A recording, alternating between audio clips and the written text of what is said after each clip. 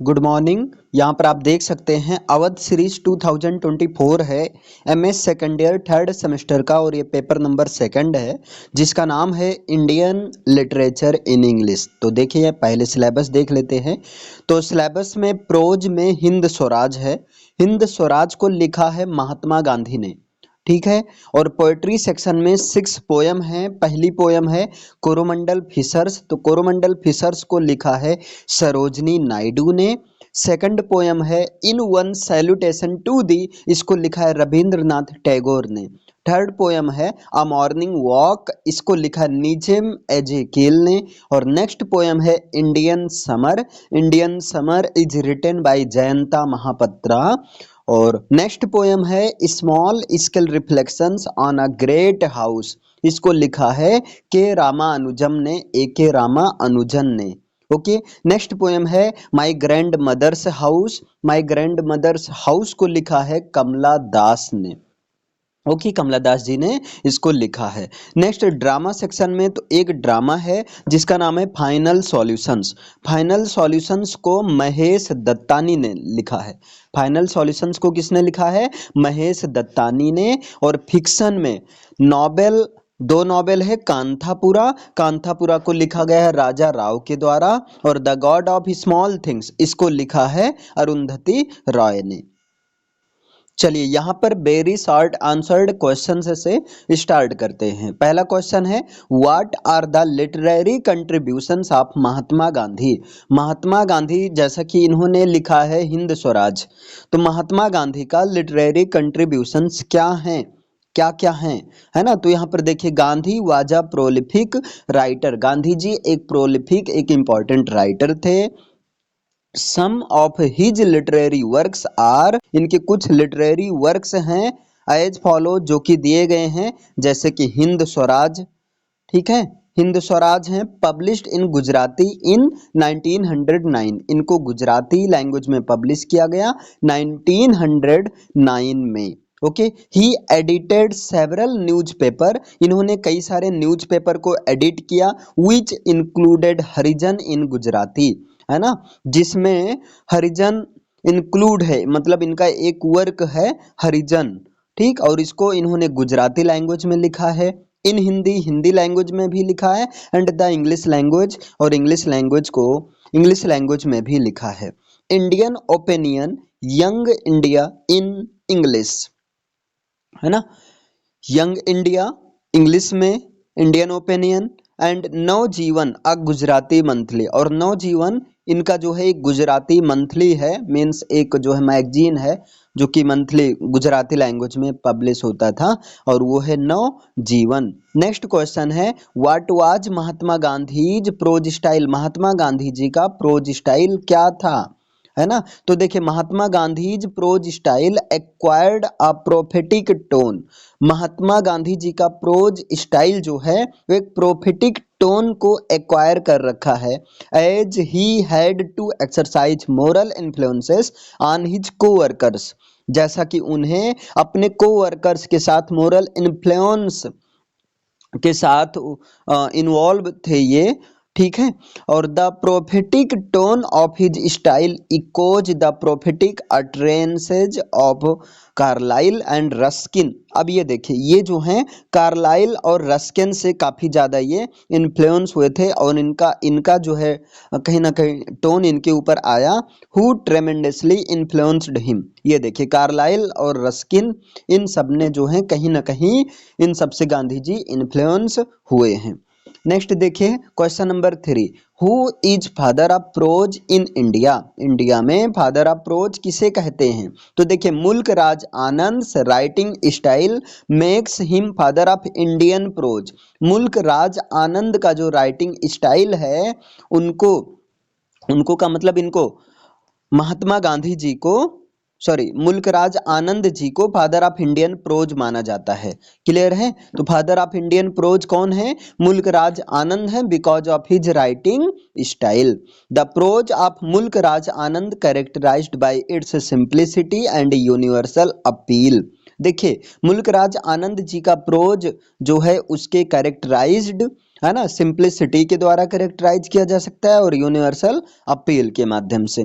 Managed to retain the essence of rural India. Next question है, what do you mean by Indian English literature, or what do you mean by Indian writing in English? Indian English literature or Indian writing in English refer to the body of work by writers in India. देखिए ये जो Indian English literature या जो है Indian writing in English हैं, ये एक ऐसे राइटर के वर्क से डील करता है इंडिया में who right in English language, जो कि इंग्लिश लैंग्वेज में लिखते हैं, ठीक, बट हुज नेटिव और को native language could be one of the numerous languages of India. लेकिन जिनकी नेटिव या को नेटिव लैंग्वेज दूसरी है ना, नेटिव या को नेटिव लैंग्वेज इंडिया के डिफरेंट लैंग्वेज में से एक है, लेकिन वो लिखते किस में है, इंग्लिश में लिखते हैं। तो ऐसे राइटर को इंडियन इंग्लिश राइटर बोलते हैं और इस तरह के लिटरेचर को बोलते हैं इंडियन इंग्लिश लिटरेचर बोलते हैं। ओके, नेक्स्ट क्वेश्चन है, what do you mean by Anglo Indian literature?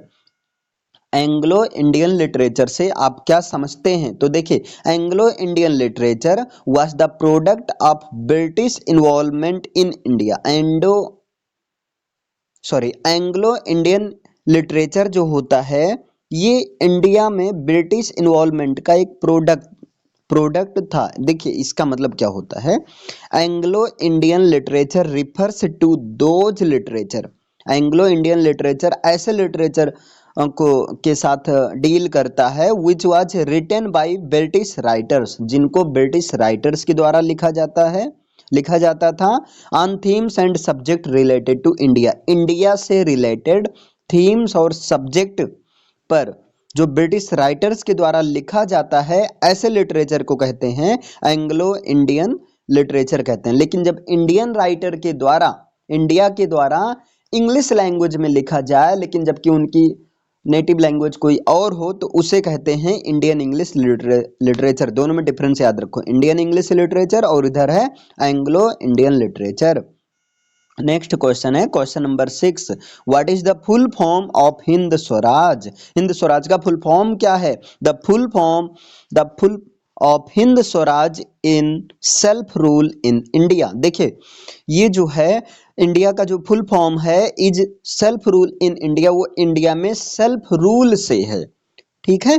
This was the first definitive writing of Mahatma Gandhi. ये महात्मा गांधी जी का फर्स्ट डिफिनेटिव राइटिंग वर्क है in which continues to evoke critical interest the world even now. Next question है question number 7, what do you know about Mahatma Gandhi? Mahatma Gandhi के बारे में आप क्या समझते हैं? Mahatma Gandhi whose full name Mohandas Karamchand Gandhi. Mohandas Karamchand Gandhi born 1869 and death 1948 was an Indian lawyer and anti-colonist। देखिए महात्मा गांधी यानी कि मोहनदास करमचंद गांधी ये इंडियन लॉयर थे और एंटी कॉलोनियलिस्ट थे। Clear, he studied law in London. इन्होंने लंदन में लॉ की स्टडी की and spend 21 years in South Africa, और इसके बाद में 21 ईयर्स साउथ अफ्रीका में स्पेंड किया। Faced their racial attacks and discrimination, और वहाँ पर साउथ अफ्रीका में रहते हुए इन्होंने कई प्रकार के रेशियल अटैक्स और डिस्क्रिमिनेशन को फेस किया। He formulated the satyagraha protest. इन्होंने सत्याग्रह प्रोटेस्ट का फॉर्मुलेट किया। He had a correspondence relation with the Russian novelist Leo Tolstoy. और इनका यानी कि महात्मा गांधी जी का रशियन नॉबलिस्ट लियो टॉल्स्टॉय के साथ एक बढ़िया रिलेशन, एक करेस्पोंडेंस रिलेशन था, है ना। इन 1948 और 1948 में ही was assassinated by Nathuram Godse a Hindu nationalist. 1948 में महात्मा गांधी जी को एक हिंदू नेशनलिस्ट नाथूराम गॉडसे के द्वारा एसिसिनेट कर दिया गया, इनकी हत्या कर दी गई। ओके, नेक्स्ट यहाँ पर देखिए क्वेश्चन है what are the four ways of Hind Swaraj for attaining freedom. Freedom को अटेन करने के लिए हिंद स्वराज का चार तरीका क्या है, या हिंद स्वराज के अनुसार चार तरीका क्या है। तो देखिए, Hind Swaraj talks about Indian philosophy of life. Hind Swaraj में इंडियन फिलॉसफी ऑफ लाइफ को दिखाया गया, ऐसे समझ लीजिए Hind Swaraj Indian philosophy of life के बारे में है। It is dialogue between the editor means Gandhi and the readers. ये हिंद स्वराज जो है editor Gandhi ji and readers के बीच एक डायलॉग है, ठीक।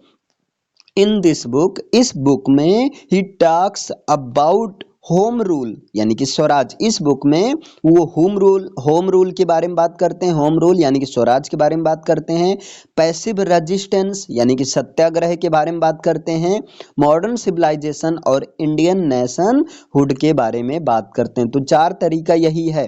पहला क्या है, होम रूल स्वराज, है ना, होम रूल जिसे स्वराज भी कहते हैं। दूसरा क्या है, पैसिव रेजिस्टेंस यानी कि सत्याग्रह। तीसरा क्या है, मॉडर्न सिविलाइजेशन। और नेक्स्ट है Indian nationhood. Gandhi ji has said that if Indians want to throw Britishers out of country. Gandhi ji ने कहा था कि अगर इंडियंस जो हैं ब्रिटिश को देश से भगाना चाहते हैं, then they should adopt these four ways in their life.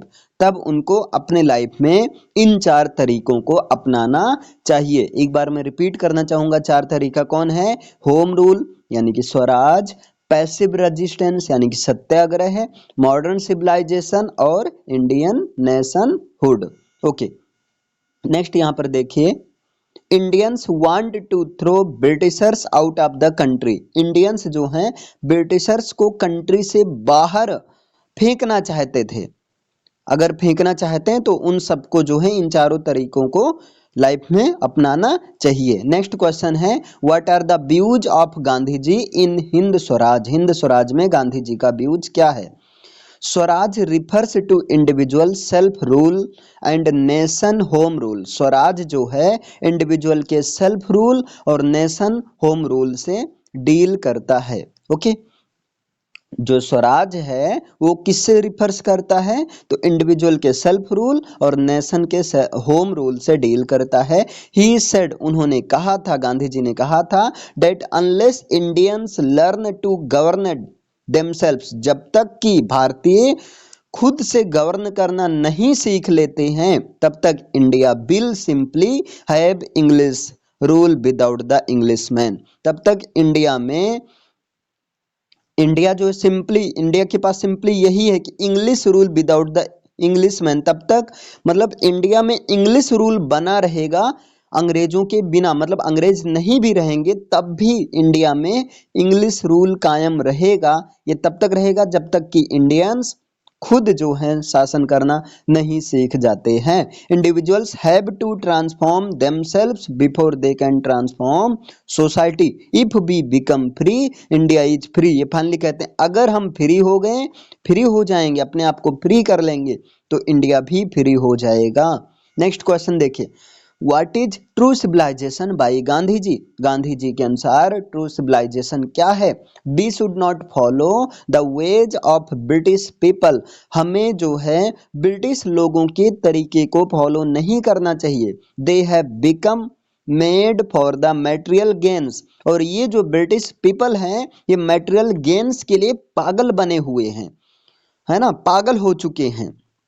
This is not our culture, ये हमारा कल्चर नहीं है। Our culture is that Indians should embrace modern education. हमारा कल्चर ये है कि इंडियंस को मॉडर्न एजुकेशन को इम्ब्रेस करना चाहिए and reject most western machinery. और कई सारे अधिकांश वेस्टर्न मशीनरीज को भी रिजेक्ट कर देना चाहिए। विद सम एक्सेप्शंस, कुछ एक्सेप्शंस को छोड़कर, लाइक प्रिंटिंग प्रेस, जैसे प्रिंटिंग प्रेस को छोड़कर, which can help the Indian independence movement, जो कि इंडियन को, है ना, इंडियन इंडिपेंडेंस मूवमेंट के लिए हेल्प कर सकता है, हेल्प करेगा। इसलिए प्रिंटिंग प्रेस को छोड़कर बाकी सारी चीज़ों का क्या करना चाहिए, एक रिजेक्शन रिजेक्ट कर देना चाहिए। We should be faithful to our culture and tradition, और ये कहते हैं कि हमें अपने कल्चर और अपने ट्रेडिशन के प्रति फेथफुल रहना चाहिए। ओके, नेक्स्ट क्वेश्चन है question number 11, what is the central theme of the poem Coromandel fishers, है ना। पोएम कोरोमंडल फिशर्स का सेंट्रल थीम क्या है? तो देखिए, the theme of the poem is a fisherman encouraging his fellow fishermen to get to work by dawn। मतलब इस poem जिसका नाम है कोरोमंडल फिशर्स, जिसको लिखा है सरोज नायडू ने, इस पोएम का थीम ये है कि यहाँ पर एक फिशरमैन जो है अपने फेलो फिशरमैन को इनकरेज करता है, एक जो है मतलब हिम्मत देता है शाम तक, संध्या होने तक काम करने का। ठीक, the hard life style of the fisherman and their meagre earnings. इन फिशरमैन की जो लाइफ स्टाइल होती है हार्ड होती है, और इनकी जो अर्निंग्स होती है बहुत मीगर होता है, बहुत कम होता है। Are beautifully portrayed by her, और इस चीज को ठीक सरोजिनी नायडू के द्वारा बहुत अच्छे से पोर्ट्रे किया गया है, दिखाया गया है। She also focused on the socio political status of the freedom struggle, और सरोजिनी नायडू ने फ्रीडम स्ट्रगल के सोशियो पॉलिटिकल स्टेटस को भी फोकस किया है इस पोएम के थ्रू। ओके, नेक्स्ट देखिए question number 12, what is sweet according to the poet in Coromandel fishers. Coromandel fishers में पोएट सरोजिनी नायडू के अनुसार स्वीट क्या है? Okay, the poet says, actually यहाँ पोएटेस होना चाहिए, the poetess says that the shade of the coconut grove, the scent of the mango grove and the sands on a full moon day with voices of their loved ones are sweet. यहाँ पर poet कहती हैं जो coconut Grove का जो shade है और जो मैंगो ग्रोव का जो सेंट है, ठीक, और इसी तरह जो फुल मून डे पर जो एक बिलव्ड वॉइस के साथ ठीक सैंड्स हैं, है ना, ये सारे इन सबको पोएट ने स्वीट बताया है। But the kiss of the spray, the dance of the wild foam on the sweeter is sweeter. ये कह रहे हैं, देखो sorry, sea water is sweeter, यहां पर कह रहे हैं जो स्प्रे का किस है, ठीक, और जो dance of the wild foam on the sea water, मतलब ऐसे समझो जो यहाँ सी वाटर जिस तरह से घूम घूम कर मतलब ये किनारे वाले पोर्शन को टच करते रहते हैं, ठीक है, एक तरह से किस करते हैं, ये इसको सरोजिनी नायडू ने और ही ज्यादा बहुत और ज्यादा स्वीटर बताया है। ओके, नेक्स्ट क्वेश्चन नंबर 13 देखिए क्या है, व्हाट डज द पोएट से, पोएट क्या कहती हैं, इसके बारे में क्या कहती हैं, sorry, why does the poet से, पोएट ऐसा क्यों कहती हैं, सी इज आवर मदर, यानी कि सी हमारी माँ है, and the cloud is our brother, cloud हमारा भाई है, and waves are our comrades all, और वेव्स जो हैं वो हम लोग के साथी लोग हैं। ऐसा पोएट क्यों कहती हैं, यानी कि पोएटेस क्यों कहती हैं। ओके, तो देखिए अब ये बताती हैं, a mother brings up her children by nurturing them with love and affection. एक माँ जिस तरह से लव और अफेक्शन के साथ नर्चरिंग करते हुए अपने बच्चों का पालन पोषण करती हैं, है ना, चिल्ड्रन डिपेंड ऑन हर, तो बच्चे जो हैं माँ के ऊपर डिपेंड होते हैं। इन द सेम वे, इसी तरीके से fisherman depend on sea for their livelihood, इसी तरीके से फिशरमैन भी अपने लिवलीहुड के लिए समुद्र पर डिपेंड हैं या डिपेंड होते हैं। She feeds them by providing fish, और यहाँ पर जो सी है फिश प्रोवाइड करके इनको जो है खाने पानी की व्यवस्था करवाता है, ठीक। So the poet says that the sea is their mother, इसलिए पोएटेस कहती हैं कि सी जो है उनकी माँ हुई, उनकी माँ का मतलब फिशरमैन की माँ हुई। Okay, generally brother helps directly और इनडायरेक्टली, जनरली जो भाई होते हैं वो डायरेक्टली या इनडायरेक्टली रूप से हेल्प करते हैं। इन द सेम वे, इसी तरीके से clouds help fisherman by providing shades, इसी तरीके से यहाँ जो क्लाउड्स हैं वो एक छाया प्रोवाइड करके, शेड्स प्रोवाइड करके फिशरमैन को हेल्प करते हैं। वाइल दे सेल जब वो सेल कर रहे होते हैं तो क्लाउड्स ब्रिंग्स रेन और क्लाउड्स बारिश लाते हैं which help for an abundance of fish in coastal areas, और जिससे उन कोस्टल एरियाज में एक प्रचुर मात्रा में फिश मिलता है। ठीक, hence poet says that the cloud is their brother, इस हिसाब से पोएट कहती हैं कि क्लाउड जो है फिशरमैन का भाई है।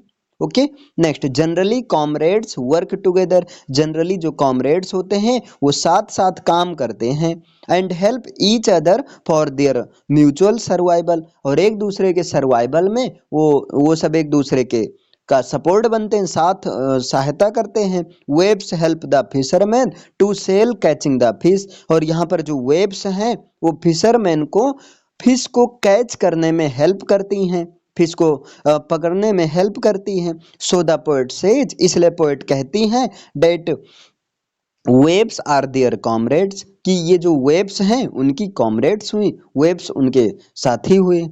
ठीक, साथी, वेब्स को उनका फिशरमैन का साथी बताती हैं। नेक्स्ट क्वेश्चन है question number 14, what is critical analysis of the poem in one salutation to thee. देखिए, in one salutation to thee में पोएम का क्रिटिकल एनालिसिस बताइए।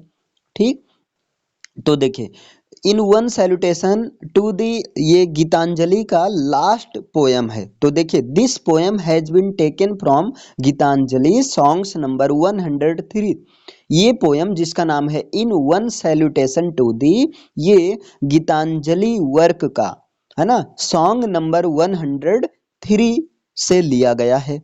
क्लियर है?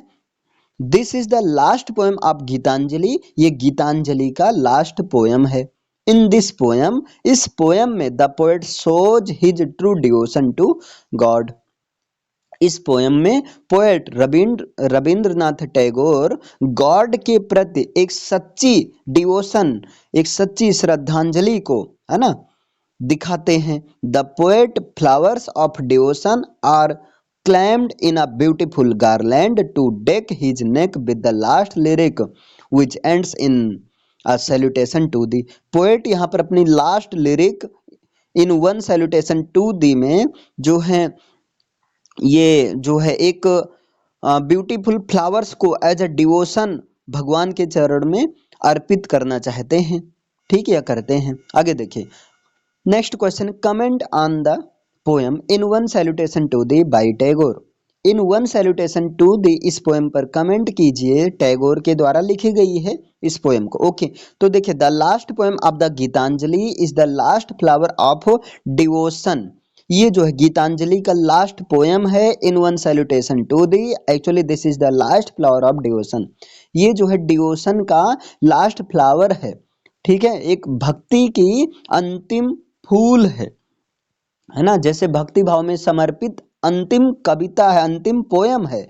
Which the poet is offering at his feet, जिसको poet Tagore ji भगवान के चरणों में ऑफर करते हैं।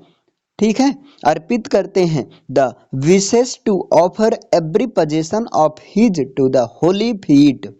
ठीक, और वो हर पोजेशन में जो है अपनी सारी संपत्ति को, अपनी सारी पोजेशन को वो जो है उनके चरणों में समर्पित करने की इच्छा रखते हैं। With the spirit of contentment and joy, एक संतुष्ट और एक जो है प्रफुल्लित स्पिरिट के साथ he surrenders himself to the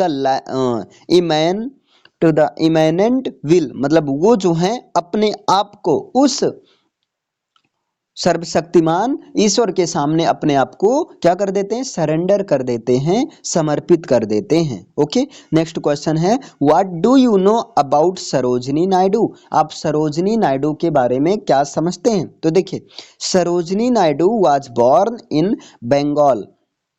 Sarojini Naidu ने, पहला नंबर ये समझ लो, सरोजिनी नायडू ने कौन सी पोएम लिखा है, कोरोमंडल फिशर्स। तो Sarojini Naidu was born in Bengal, Sarojini Naidu का जन्म बंगाल में हुआ। But she was educated in Hyderabad, लेकिन इनकी जो पढ़ाई लिखाई हुई वो हैदराबाद में हुई। विच was ruled by the Nizam of Hyderabad. ठीक, और सरोजिनी नायडू को निजाम ऑफ हैदराबाद, ठीक, सॉरी मतलब हैदराबाद में इनका एजुकेशन हुआ। और हैदराबाद में उस समय कौन रूल कर रहा था, कौन शासन कर रहा था? Nizam of Hyderabad. Sarojini was a talented child, Sarojini एक बहुत ही प्रतिभाशाली, है ना, लड़की थी। She composed her first poem at the age of 11, और इन्होंने 11 की एज में, 11 वर्ष की एज में अपनी पहली पोएम लिखी। She topped the list of successful candidates in matriculation examination of Madras university at the age of only 12, और इन्होंने केवल 12 वर्ष की एज में मद्रास यूनिवर्सिटी के मैट्रिकुलेशन एग्जामिनेशन में टॉप किया। ओके, नेक्स्ट देखिए, what is the central theme of Nissim Ezekiel poetry. देखिए, निजम एजिकिल ने एक पोएम लिखा है अ morning walk.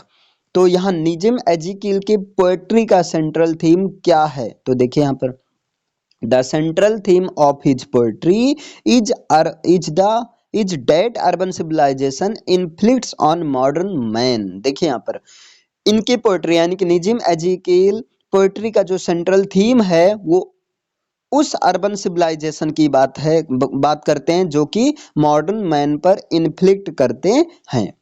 Clear? The major themes of his poetry, इनके पोएट्री का मेजर थीम्स हैं, लव है, पर्सनल इंटीग्रेशन है, ठीक, और इंडियन कंटेम्प्रोरी सीन है, मॉडर्न अर्बन लाइफ है, और स्पिरिचुअल वैल्यूज है। मींस इन्होंने, निजिम एजिकिल ने अपने पोएट्री के माध्यम से लव को दिखाया है, ठीक है, पर्सनल इंटीग्रेशन की बात किया है, इंडियन कंटेम्प्रोरी सीन को दिखाया है, मॉडर्न अर्बन लाइफ को दिखाया है, और स्पिरिचुअल वैल्यूज की भी बात इन्होंने किया है। ओके, नेक्स्ट क्वेश्चन है क्वेश्चन नंबर 18। देखिए, What is the style of writing used by Nizam Ezekiel in his poem in India? निजिम Ezekiel के द्वारा, ठीक, निजिम एजिकील के द्वारा कौन सी राइटिंग स्टाइल का यूज किया गया अपनी सारी पोएम में? ओके, तो यहाँ देखिए, Nissim Ezekiel not only used free verse in his poetry, Nissim Ezekiel ने अपनी पोएट्री में केवल फ्री वर्स का ही यूज नहीं किया, but also mixed it with rhymed lines, बल्कि इन्होंने फ्री वर्स और राइम्ड लाइन्स इन सबको मिक्स कर दिया है। ही रोट हिज पोएट्री, इन्होंने अपनी पोएट्री को लिखा है according to his own choice, अपने खुद के चॉइस के अनुसार, इन टर्म्स और writing style and subject matter, वो राइटिंग स्टाइल और सब्जेक्ट मैटर के टर्म्स में इन्होंने अपनी पोएट्री को लिखा है। ओके, नेक्स्ट क्वेश्चन है, what is the theme of morning walk by Nissim Ezekiel. Clear? Nissim Ezekiel के वर्क मॉर्निंग वॉक है, मीन्स निजिम एजिकील ने एक पोएम लिखा जिसका नाम मॉर्निंग वॉक है। इस पोएम का थीम क्या है? तो देखिए, the sense of alienation begin at school, alienation का जो सेंस है ये स्कूल से ही शुरू हुआ। Clung to Ezekiel throughout his life despite his best efforts to come to terms with his country and its people. The alienation theme in the central to his poetry. देखो, इनकी poetry में alienation theme को इन्होंने central रखा है, and that colors his entire poetic universe. Okay, next question 20 number. Comment on the summary of the poem Morning Walk. Morning Walk की summary, है ना, पर कमेंट कीजिए। ओके, ठीक है, मॉर्निंग वॉक को लिखा निजिम एजिकील ने। The poem was first published in the unfinished man volume in 1959। Morning walk poem को पहली बार पब्लिश किया गया 1959 में, 1959 में पब्लिश किया गया। द अनफिनिश्ड मैन वॉल्यूम में इसको पब्लिश किया गया। ओके, नेक्स्ट क्वेश्चन है, what are the common features of Jayanta Mahapatra's poetry. Jayanta Mahapatra's की पोएट्री का कॉमन फीचर्स क्या है? तो देखिए, Mahapatra is extensively conscious of the poverty, ठीक, and the plight of the masses and women as the victim of male lust in our society. It gives his poetry a tragic diluted tone. Jayanta Mahapatra ने कौन सा poem लिखा? Women to man, इस poem को इन्होंने लिखा है। ठीक है, आगे यहाँ देखिए next question, what are the major themes in Jayanta Mahapatra's work. Jayanta Mahapatra's के वर्क की मेजर थीम क्या है? तो देखिए his poetry is neither narrow, Jayanta Mahapatra की पोएट्री ना तो बहुत ज्यादा नैरो होती है, नॉर लिमिटेड, ना ही लिमिटेड होती है, as far as themes are concerned, जहां तक कि थीम्स की बात किया जाए तो भी लिमिटेड नहीं है। बिसाइड्स, लेकिन इसके अतिरिक्त Mahapatra deals with various other themes in his poems, लेकिन इसके अतिरिक्त महापत्रा, जयंता महापत्रा अपनी पोएम्स में कई सारी थीम्स को इंक्लूड करती हैं। इनमें कौन कौन से आते हैं, जैसे ह्यूमन रिलेशनशिप्स को इंक्लूड करती हैं, इंडियन सोशल प्रॉब्लम्स को इंक्लूड करती हैं, लव को इंक्लूड करती हैं, सेक्स को इंक्लूड करती हैं, मैरिज को इंक्लूड करती हैं, मोरलिटी और human nature and mother nature को भी इंक्लूड करती हैं। मीन्स इनकी जो पोएम है ये कौन कौन मेजर थीम्स क्या है, तो मेजर थीम्स की बात की जाए तो पहला हो गया इंडियन रिलेशनशिप्स हो गया, दूसरा हो गया इंडियन सोशल प्रॉब्लम्स हो गया, और तीसरा हो गया लव, नेक्स्ट हो गया सेक्स, नेक्स्ट हो गया मैरिज, नेक्स्ट हो गया मोरालिटी, नेक्स्ट है ह्यूमन नेचर और नेक्स्ट है mother nature. Okay, next question है what is imagist poetry. Imagist poetry क्या है? तो देखिए Mahapatra's poem belong to the kind of poetry, Mahapatra's की पोएम्स जो हैं एक पोएट्री के काइंड से बिलोंग करती हैं, which come into prominence in the early 20th century, जो कि अर्ली 20th सेंचुरी में बहुत इंपॉर्टेंट हुआ करती थी। ओके, हाँ, this poetry came to be known as imagist poetry, इस तरह की पोएट्री को इमेजेस्ट पोएट्री कहा गया। मीन्स अर्ली 20th सेंचुरी के आसपास लिखी गई पोएट्री को ही इमेजेस्ट पोएट्री कहते हैं। It was an American poet by the name of Ezra pound. देखिए एक अमेरिकन पोएट थे जिनका नाम है Ezra pound, started writing this kinds of poetry. Ezra pound ने ही इस तरह की पोएट्री यानी कि इमेजिस्ट टाइप की पोएट्री को लिखना शुरू किया। This kind of poetry requires free rhythms, इस तरह की पोएट्री जो है फ्री रिदम में फ्री होती हैं, है ना, कॉन्क्रीटनेस होती हैं और कंसाइसनेस होती हैं, लैंग्वेज में कंसाइसनेस होती हैं और लैंग्वेज और इमेजरी की एक कंसाइसनेस होती हैं। It does not observe metrical regularity, और ये जो है मेट्रिकल रेगुलरिटी को ऑब्जर्व नहीं करती हैं। द पोएम इंडियन समर को महापत्रा, जयंता महापत्रा ने लिखा। The poem Indian summer can be visualise on the basis of the images. देखिए इंडियन समर पोएम को इमेजेज के ही बेस पर विजुअलाइज किया जा सकता है। उसमें उन्होंने जयंता महापत्रा में 4 या 5 इमेज के बेस पर ही पूरी पोएम को डिस्क्राइब किया है, उसको विजुअलाइज किया जा सकता है। Which have been presented by the poet, जिसको पोएट के द्वारा प्रेजेंट किया गया है। ओके, नेक्स्ट देखिए यहाँ पर comment on the use of images in the poem Indian summer. Indian summer में किस तरह की इमेजेस का यूज किया गया है, इस चीज पर कमेंट कीजिए। क्लियर है?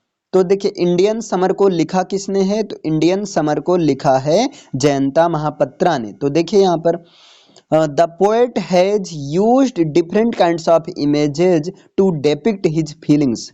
पोएट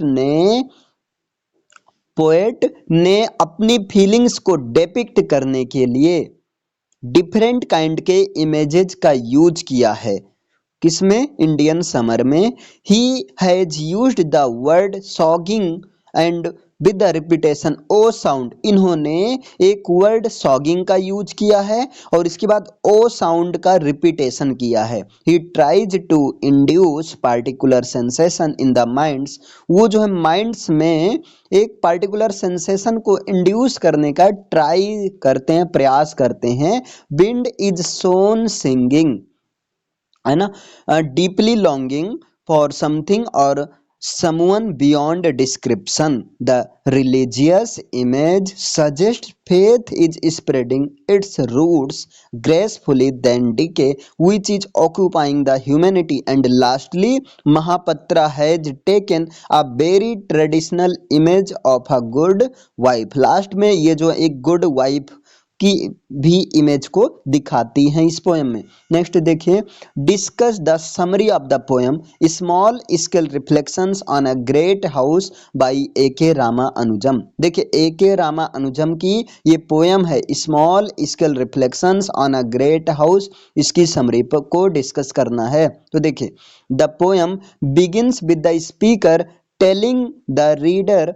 पोएम्स जो हैं स्पीकर के साथ शुरू होती हैं, जहां पर स्पीकर रीडर को ये बता रहा होता है that everything that comes into his house, कि कोई भी चीज जो कि इस घर में आती हैं ऑलवेज स्टेज, हमेशा यहीं पर रह जाती हैं, और इट लीव्स, अथवा कोई चीज यदि इफ इट लीव्स, यदि यहाँ से जाती हैं, है ना, कम्स बैक अगेन, तो वापस वो फिर इस घर में आ जाती हैं। Some of the most important things, इनमें से कुछ इंपॉर्टेंट थिंग्स में से कुछ चीजें हैं that come into the house, जो कि इस घर में वापस आ गई हैं, एंड स्टेज देयर, और यहीं पर रहती हैं, आर बिलीव्स, और इनमें एक है वो है बिलीव्स, ठीक है, विश्वास। Towards the end of the poem, poem के एंड में एग्जाम्पल्स टेक डार्कर टर्न, कुछ एग्जाम्पल्स भी दिए गए हैं,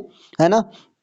the speaker starts to talk about the war, speaker अब यहाँ पर एक वार के बारे में बात करना शुरू कर देता है, and man in the family, और फैमिली में उस मैन की बात करता है who have gone off to fight, जो कि फाइट के लिए गया होता है, comes back in body alone, वापस इसी घर में आ जाता है। ही डाइड, उसकी डेथ हो गई है, वाइल फाइटिंग के दौरान उसकी मृत्यु हो गई थी, डिस्पाइट द डिस्टेंस, इतनी डिस्टेंस के बावजूद भी, दे डिड कम होम, ये सब घर पर आए, and this the main theme of the poem, और यही इस पोएम का मेन थीम है। ओके, नेक्स्ट क्वेश्चन देखिए, व्हाट इज इंडियननेस, इंडियननेस क्या है। तो देखिए Indianness means love for the country and it's people, ठीक, इंडियननेस का मतलब होता है कंट्री के प्रति और कंट्री के लोगों के प्रति प्यार, ठीक, कंट्री के प्रति या कंट्री के लोगों के प्रति प्यार, स्नेह को ही इंडियननेस कहते हैं। Though they may be poor and downtrodden, यद्यपि भले ही वे गरीब हों, ठीक, या उनकी परिस्थिति बहुत खराब हो, लेकिन फिर भी कंट्री और कंट्री के लोगों के प्रति जो प्यार स्नेह है, इसी को इंडियननेस कहते हैं। Okay, in the Indian weavers the Sarojini picturizes the life of Indian weavers, है ना। एक अब यहाँ सरोजनी नायडू की एक पोएम है इंडियन वीवर्स, इंडियन वीवर्स में सरोजनी नायडू ने इंडियन वीवर्स के लाइफ को पिक्चराइज किया है, who present a man of Indian community, जो कि Indian community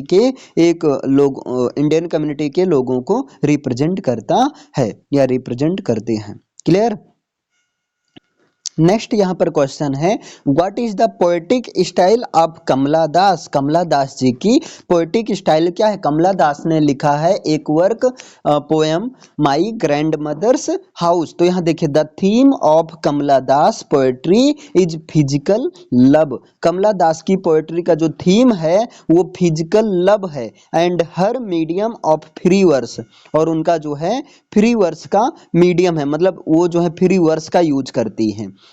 her writing is intensely lyrical sometimes soft and musical, इनकी राइटिंग जो है वो लिरिकल होती है, लेकिन समटाइम्स कभी कभी सॉफ्ट और म्यूजिकल फॉर्म में होती हैं, sometimes with a bitter edge to it, और कभी कभी जो है इसमें एक बिटर टोन होता है।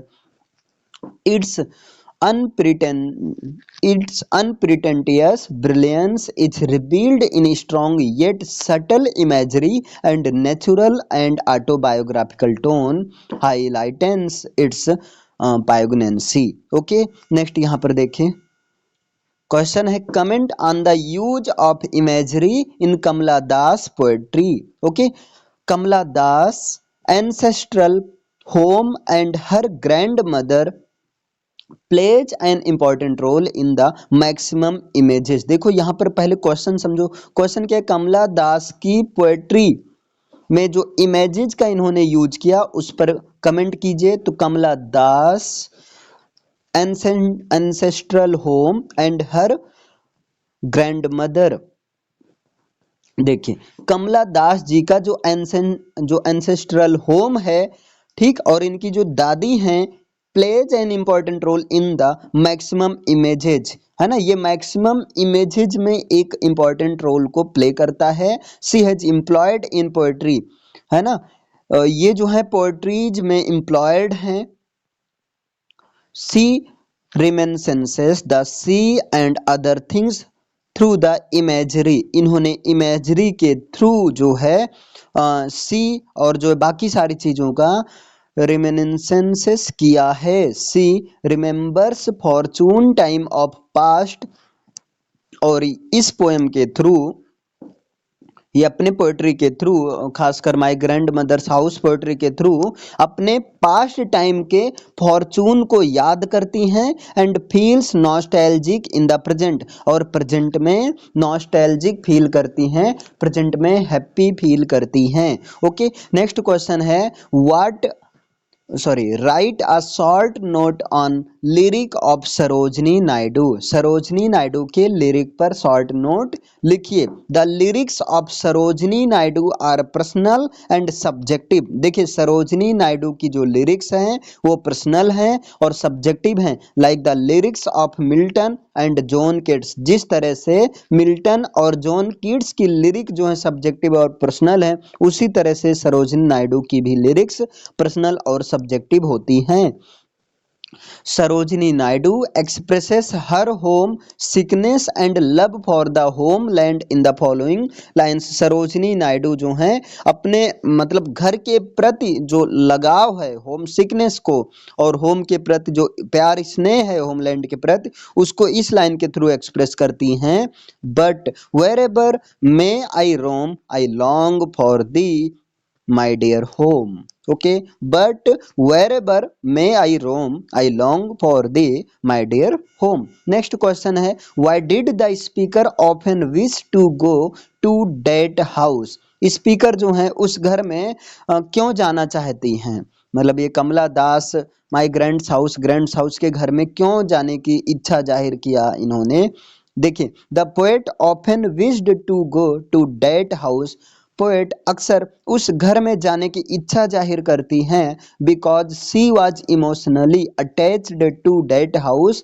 क्योंकि सिंस हर चाइल्डहुड, क्योंकि वो अपने बचपन से ही इमोशनली रूप से उस घर से अटैच है। She wanted to look through and observe closely through the windows. वो जो हैं वो उस घर में विंडोज के थ्रू देखना चाहती थी और चीज़ों को क्लोजली रूप से जो ऑब्जर्व करना चाहती थी। She wanted to bring back some memories of her beloved grandmother into the room. और वो जो है अपने बिलव्ड, अपने प्रिय दादी के घर में से, दादी के कमरे में से कुछ मेमोरीज को वापस लाना चाहती थी। ठीक है। She once found happiness in the small house of her grand mother. जैसा कि उन्होंने कभी, यानी कि अपने बचपन में इस अपने दादी के इस स्मॉल घर में, इस छोटे से घर में कभी इसे खुशी मिला करती थी, एक हैप्पीनेस मिला करती थी। ओके, नेक्स्ट क्वेश्चन है write a short note on picturization of nature in Sarojini's work. देखिए सरोजनी के वर्क में जो पिक्चराइजेशन ऑफ नेचर है उस पर शॉर्ट नोट लिखना है। तो देखिए Sarojini Naidu knows that mankind has sprung from earth. Nature is the mother, the nurse, guide of man. ठीक। She is delighted to see the beauty of nature. The poem Gordon symbolizes this and poetess demands from God by dint of her sincere devotion and service to God। Question number 32 है what is the theme of final solution by Mahesh Dattani. Mahesh Dattani का work final solution है। इसका theme क्या है?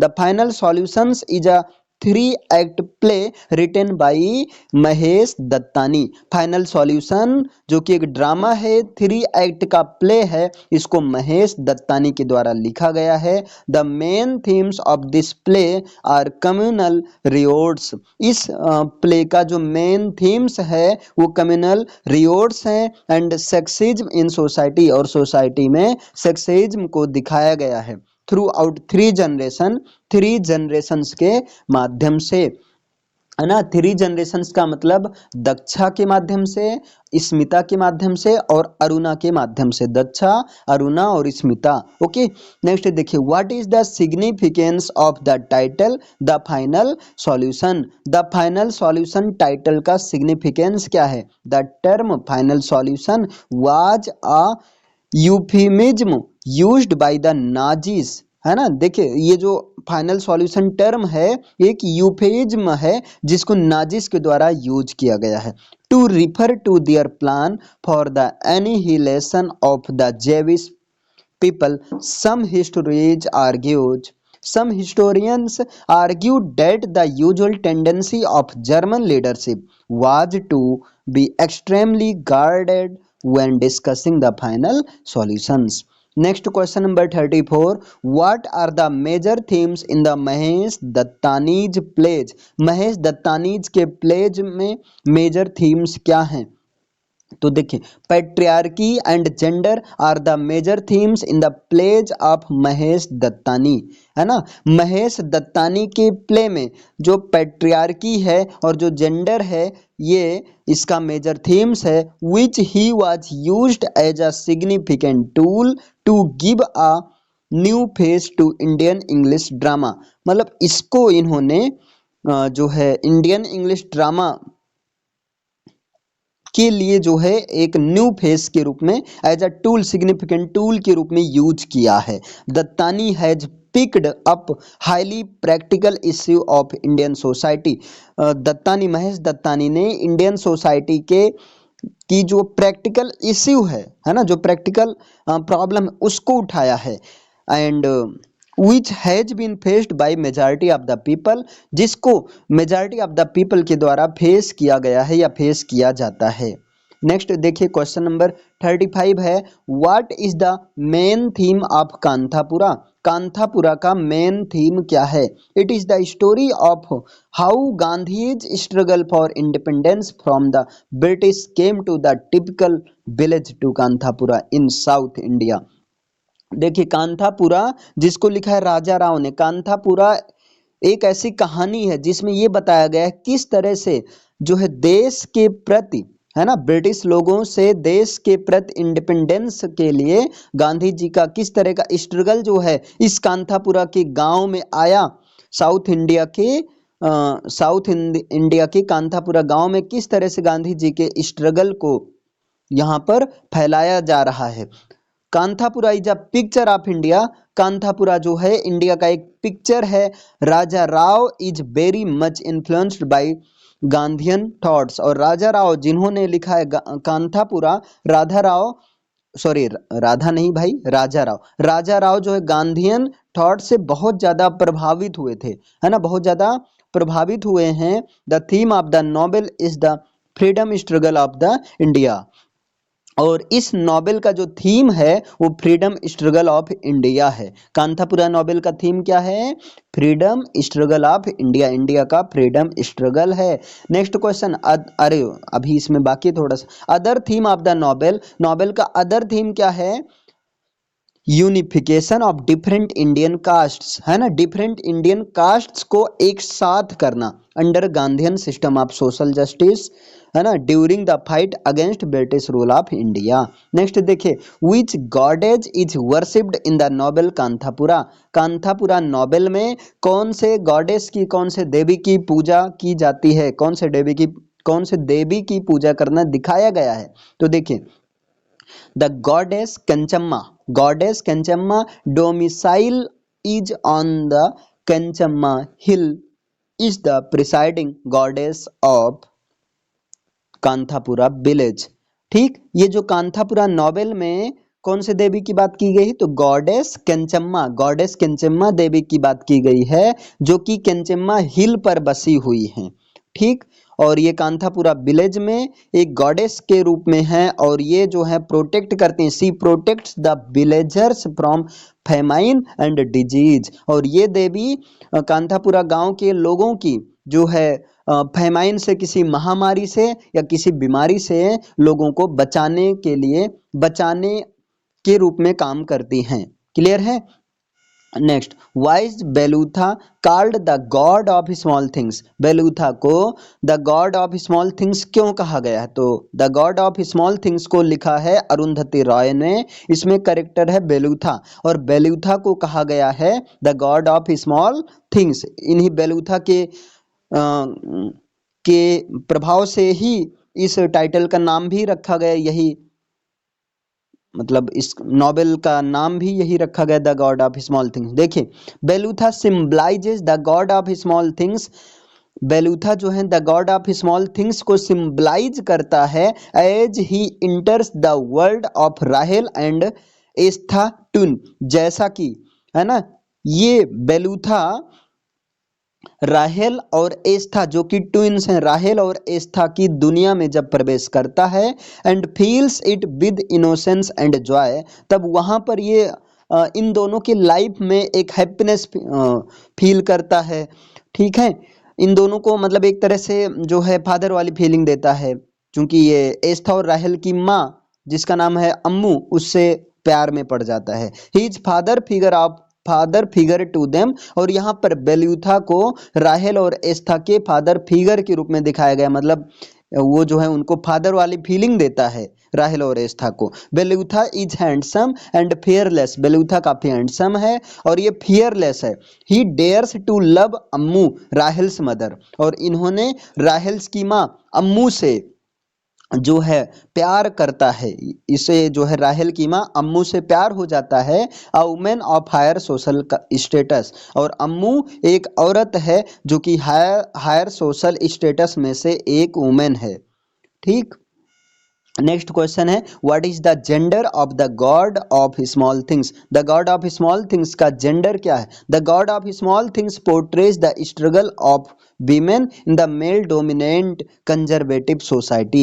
The God of small things novel के through एक male dominant conservative society में women का स्ट्रगल को दिखाया गया, वीमेन्स के स्ट्रगल को पोर्ट्रे किया गया है। इन दिस नॉवेल, इस नॉवेल में women of 3 generations are discussed. इस नॉवेल में 3 जनरेशंस की वीमेन्स को डिस्कस किया गया है। The first generation is about Mammachi. First generation की विमेन के रूप में ममाची को दिखाया गया है। The second is about Ammu, और सेकंड जनरेशन के रूप में अम्मू को दिखाया गया है। एंड फाइनली राहेल, और फाइनली जो है एस्था की सिस्टर राहेल को दिखाया गया है। ओके, नेक्स्ट क्वेश्चन है, what is the nature of lyrics. Lyrics का क्या नेचर है? तो देखिए, lyrics has following qualities. Lyrics की कई सारी क्वालिटीज होती हैं। The spontaneity of thought, thought में स्पॉन्टेनिटी को दिखाया जाता है, ब्रेविटी को दिखाया जाता है, सिंप्लिसिटी ऑफ लैंग्वेज, लिरिक्स की जो लैंग्वेज होती है सिंप्लिसिटी होती है, और music and melody of song. Next question है, क्वेश्चन नंबर क्या है 40। तो यहाँ देखिए, what is the Tagore's faith in the scriptures of India. India के स्क्रिप्चर्स में टैगोर्स का क्या फेथ है? तो देखिए, Tagore had great faith in the scriptures of India. Tagore का इंडिया के स्क्रिप्चर्स में एक ग्रेट फेथ है, specially Gita was his favourite. Specially Rabindranath Tagore का जो फेवरेट वर्क है, वो फेवरेट जो मतलब जिसे बहुत ज़्यादा इन्फ्लुएंस हुए, वो है Gita. He translated the views of Gita. इन्होंने गीता के कई सारे पॉइंट्स को ट्रांसलेट भी किया है। About immortality of soul, specially immortality of soul के बारे में। Indicates that the soul is immortal, जो कि ये इंडिकेट करता है, इमोर्टैलिटी ऑफ सोल क्या इंडिकेट करता है? सोल इज इमोर्टल, की सोल इमोर्टल है। It passes from one turn out body to a fresher one. और ये जो है एक टर्न आउट बॉडी से एक फ्रेश बॉडी में जो है मूव करती रहती है, पास होती रहती है। कौन? ये सोल। क्लियर? अब यहाँ पर देखिए शॉर्ट आंसर्ड क्वेश्चंस हैं। Explain with reference to its context of the following passage, है ना। यहाँ पर देखिए, in my search after truth I have discarded mar many ideas and learned many new things. Old as I am in age I have no feeling that have that I have ceased to grow inwardly, or that my growth will stop at the dissolution of the flesh. अब यहाँ पर देखिए, ऐसे आपको जो भी दिया रहेगा उसको पढ़कर आपके दिमाग में आ जाना चाहिए, आइडिया लगना चाहिए कि वो कौन से प्रोज का वर्क है या पोएट्री का वर्क है, उसको लिखा किसने। तो देखिए reference, these lines have been taken from the prose Hind Swaraj. ये लाइंस प्रोज हिंद स्वराज से ली गई हैं। Written by father of nation M K Gandhi, जिसको father of nation Mohandas Karamchand Gandhi ji ने लिखा है। ओके, इस लाइन में बताया क्या गया है, तो these lines have shown the confidence of the writer that he will never stop learning new things in life and he will always run after non violence and truth. Clear है? तो अब ये देखिए एक्सप्लेनेशन, इन सबको पढ़ने की जरूरत नहीं है, मतलब ऐसी बात नहीं कि नहीं, आप खुद पढ़ सकते हैं। और बाकी यहाँ पर मेन आप ये टारगेट रखो कि कम से कम ये जो लाइन रहे ये पता चल जाए कि कहाँ से है वो, जैसे कौन से प्रोज से है या पोएट्री से है, उसको लिखा किसने, तो मैं इसी पर फोकस करूंगा और एक रेफरेंस से कवर हो जाएगा। देखिए, what I am concerned with is my readiness to obey the call truth my God from moment to moment and therefore when anybody finds any inconsistency between any two writings of mine, if he has still faith in my sanity, he would do well to choose the latter of the two on the same subject। तो यहाँ पर देखिए ये भी line same prose Hind Swaraj से ली गई हैं, राइटर हैं father of nation M K Gandhi हैं। ठीक, यहाँ पर देखिए, it is mark of wisdom not to kick away the very step from which we have risen higher. ये भी लाइन जो है हिंद स्वराज से ली गई हैं और इसके राइटर हैं father of nation M K Gandhi. इसमें ये बताते हैं, जैसे देखिए, we should not forget the foundation from where we have risen to the top. ये बहुत अच्छी बात यहाँ कही गई है कि हमें जो है कभी भी अपने फाउंडेशन को नहीं भूलना चाहिए, जहां से, ऐसे फाउंडेशन को नहीं भूलना चाहिए जहां से हम टॉप पर पहुंचे हैं, उसको कभी नहीं भूलना चाहिए। ठीक, फिर यहाँ पर a man whilst he is dreaming believes in his dream, he is undeceived only when he is awakened from his slumber। ये भी हिंद स्वराज से ली गई है और इसके राइटर हैं एम के गांधी, जो कि फादर ऑफ नेशन हैं। ठीक, इसके बाद में देखिए यहाँ पर, in reality there are as many religious as there are individuals. इसको भी लिखा गया है, वहीं हिंद स्वराज से लिया गया है, राइटर हैं father of nation M K Gandhi हैं। ठीक, फिर यहाँ पर देखिए, be measure the universe by our own miserable foot rule when we are slaves we think that the whole universe is enslaved because we are in an object condition, we think that the whole of India is in that condition as a matter of fact it is not so, yet it is as well to impute impute our slavery to the whole of India, but if we bear in mind the above fact we can see that if we become free, India is free, and in this thought you have a definition of Swaraj, it is Swaraj when we learn to rule ourselves। इसको भी हिंद स्वराज से लिया गया है। Hind Swaraj pros fiction है, prose work है pros में, और father of nation M K Gandhi इसके राइटर हैं। क्लियर है? इसके बाद में आ जाइए next, by patriotism I mean the welfare of the people, of the whole people, and if I could secure it at the hands of the English I should bow down my head to them। If any Englishman dedicated to his life to securing the freedom of India, resisting tyranny and serving the land, I should welcome that Englishman as an Indian। तो इसको भी हिंद स्वराज से लिया गया, M K Gandhi हैं। It takes two to make a quarrel, if I do not want to quarrel with the Mohammedan, and the latter will be powerless to foist a quarrel on me, and similarly I should be powerless if a Mohammedan refuses his assistance to quarrel with me। तो इसको भी pros Hind Swaraj से लिया गया है। Writer हैं father of nation M K Gandhi. ठीक, यहाँ पर passive resistance is a method, आपको पता है पैसिव रेजिस्टेंस की बात ही हुई है। हिंद स्वराज में राइटर हैं father of nation M K Gandhi. इसके बाद देखिए ये जो है सरोज नायडू का ये वर्क है, no longer delay let us hasten away in the track of the sea gull's call, the sea is our mother, the cloud is our brother, the waves are our comrades all, what though be tossed at the fall of the sun, where the hand of the sea god drives, he who holds the storm by the hair will hide in his breast our lives। इसको लिखा गया है, this lines have been taken from the poem Coromandel fishers, है ना। इस line को Coromandel fishers से लिया गया है, जिसकी राइटर हैं Sarojini Naidu, who is also known as nightingale of India.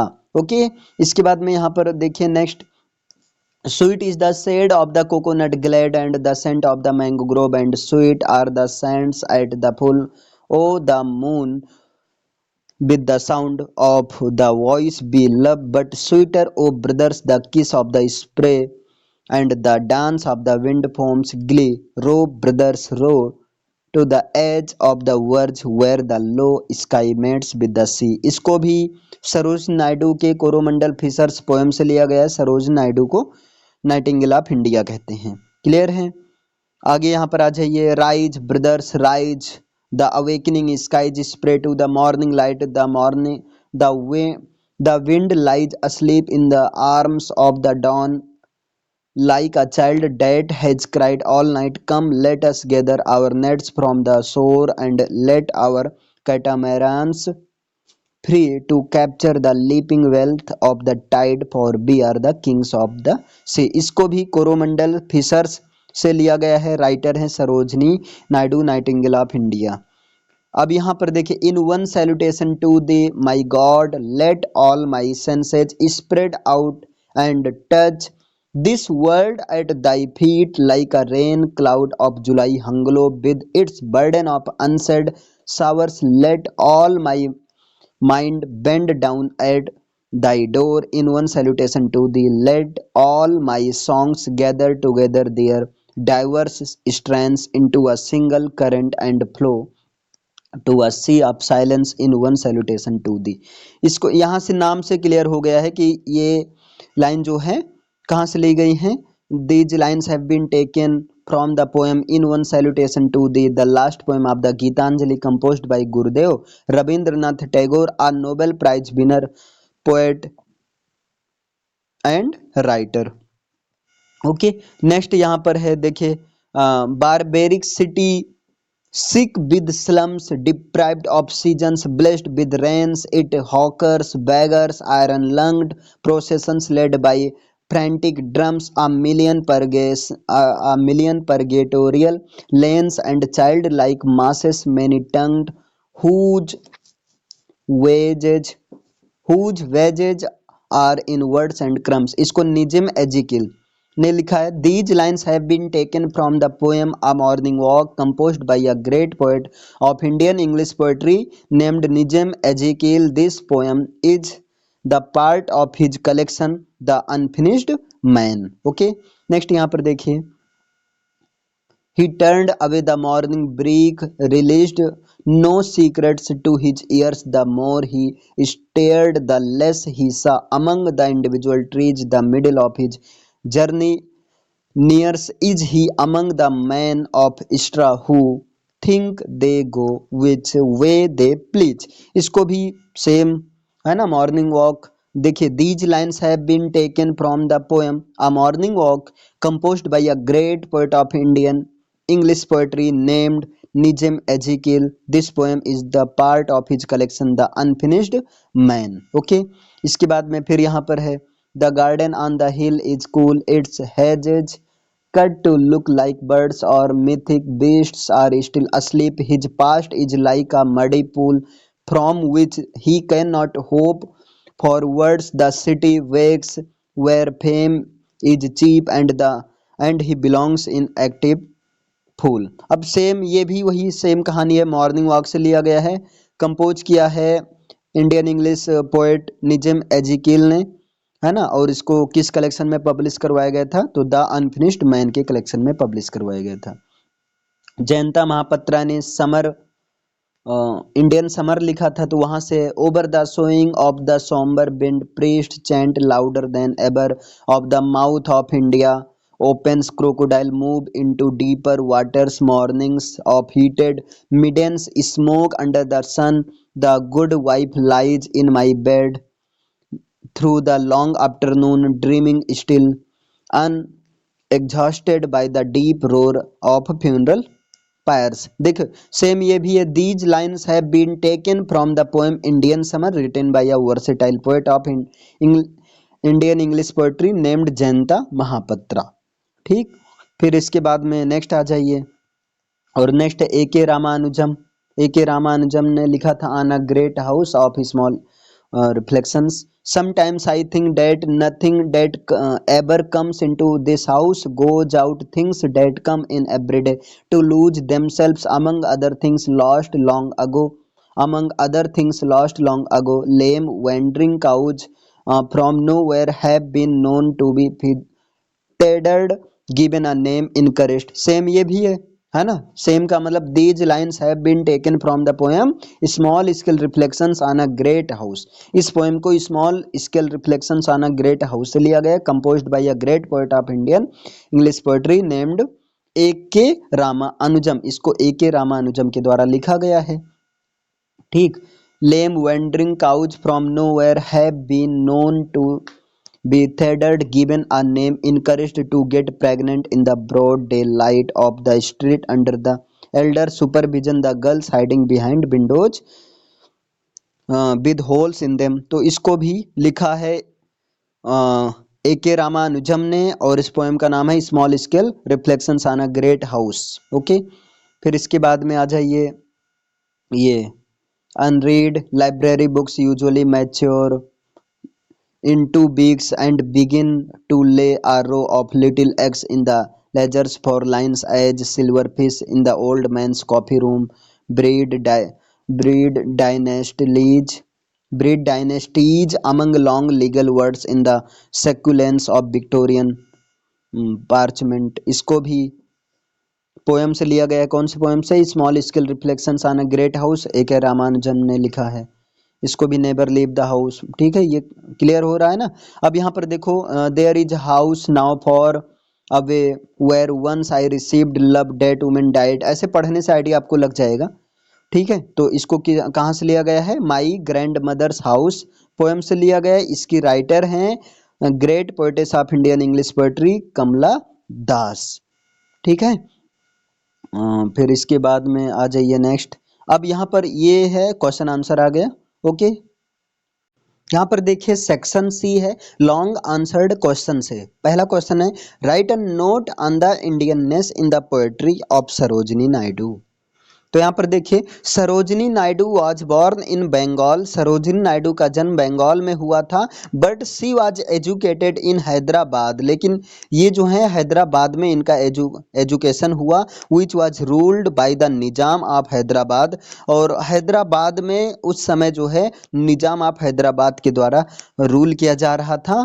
Sarojini was a talented child. Sarojini एक टैलेंटेड चाइल्ड थी। She composed her first poem at the age of 11। इन्होंने 11 की एज में अपनी पहली पोएम को कंपोज किया। She topped the list of successful candidates in matriculation examination of Madras university at the age of only 12। इन्होंने जो है केवल 12 वर्ष की एज में मैट्रिकुलेशन एग्जामिनेशन मद्रास यूनिवर्सिटी के मैट्रिकुलेशन एग्जामिनेशन में टॉप किया। The Nizam was so glad, इससे निजाम बहुत खुश हुआ। एट हर सक्सेस, उसकी सक्सेस पर that he sent her to England, और निजाम ने उसे जो है इंग्लैंड भेज दिया पढ़ने के लिए। Yet she did not forget India, यद्यपि वो वहाँ जाकर इंडिया को नहीं भूली। फ्रॉम देयर, वहाँ से her heart pined for her motherland, उसके हार्ट में उसकी मदरलैंड के प्रति ही जो है एक श्रद्धा रही। She felt homesick there, और वहां पर वो होम सिक की तरह महसूस करती थी। सी राइट्स, वो लिखती है, but there so ever I may roam I long for thee my dear home. अब देखिए यहाँ पर her poems cover the songs of spring time, इनकी जो पोएम्स हैं स्प्रिंग टाइम के सॉन्ग्स को, फोक सॉन्ग्स को, सॉन्ग्स ऑफ लव को, डेथ सॉन्ग्स को, सॉन्ग्स ऑफ द लाइफ को, पोएम्स ऑफ लॉर्ड कृष्णा के पोएम्स को, songs of the prayer like Allah Akbar, और अल्लाह अकबर, इस इन सारे प्रेयर्स को वो कवर करती है। द पालकी, बेयर एंड द प्रदाह नासिस, इन सबको उसके सॉन्ग्स को कवर करते हैं। ठीक है, यहाँ अंडरलाइन पोर्शन को ही कवर किया जाएगा। देखिए इंडियननेस क्या होता है? Indianness means love for the country and it's people through they may be poor और डाउन ट्रोडन। देखिए इंडियननेस का मतलब ये है कि देश के प्रति और देश के लोगों के प्रति प्यार, स्नेह, चाहे वो गरीब हो या बहुत ही उनकी कंडीशन खराब है, देश और देश के लोगों के प्रति जो प्यार और स्नेह है उसी को इंडियननेस कहते हैं। ओके, यहाँ पर केवल अंडरलाइन पोर्शन को ही डिस्कस किया जाएगा। Okay, right us note on Tagore's mysticism, Tagore के मिस्टिसिज्म पर नोट लिखिए। The word mysticism is derived from the word mistake, जो मिस्टिसिज्म वर्ड है ये वर्ड मिस्टिक से बना हुआ है। The word mistake means something hidden और सीक्रेट, और मिस्टिक वर्ड का मतलब कोई चीज जो कि छिपी हुई है या कोई चीज जो कि सीक्रेट है। Mysticism refers to the knowledge of God and the real truth to life। Mysticism जो है नॉलेज ऑफ गॉड और जो है लाइफ के प्रति रियल ट्रुथ से डील करता है। Mysticism is an attempt to arrive at ultimate reality. Mysticism जो है एक तरह से अल्टीमेट रियलिटी पर लाने का एक अटेम्प्ट होता है। ओके, इसके बाद में नेक्स्ट यहाँ पर देखिए, नेक्स्ट क्वेश्चन है write the critical appreciation of the poem a morning walk by Nissim Ezekiel. Nissim Ezekiel के द्वारा लिखा गया पोएम अ मॉर्निंग वॉक का क्रिटिकल एप्रिसिएशन लिखिए। तो देखिए, a morning walk poem published in the unfinished man. A morning walk poem ये जो है किस में पब्लिश हुआ, कौन से कलेक्शन में पब्लिश हुआ? Collection of poems the unfinished man में अ मॉर्निंग वॉक पब्लिश हुआ 1959 ईस्वी में। This poem depicts the busy and lonely modern life. ये पोएम जो है बिजी और लोनली मॉडर्न लाइफ को डेपिक्ट करता है, उस पर प्रकाश डालता है। The poet criticized the life in the city. Poet जो है सिटी में, जो सिटी की लाइफ है उसको क्रिटिसाइज करता है। And longing to find solace in the rural and natural life, और जो है रूरल और नेचुरल लाइफ में वो जो है सोलेस को पाता है। ठीक है, अब यहाँ पर देखिए अ मॉर्निंग वॉक का क्रिटिकल एप्रिसिएशन पॉइंट वाइज है। तो फर्स्ट पॉइंट है the poem is in third person narrative. Poem जो है third person narrative point of view से लिखी गई है। And poet starts the poem bye स्टेटिंग a man who is troubled in his sleep. और पोएट जो है इस पोएम अ मॉर्निंग वॉक को ये बात कहते हुए शुरू करता है कि एक इंसान जो कि अपने सोने के दौरान वो बहुत परेशान है, उसे नींद नहीं आ रही है।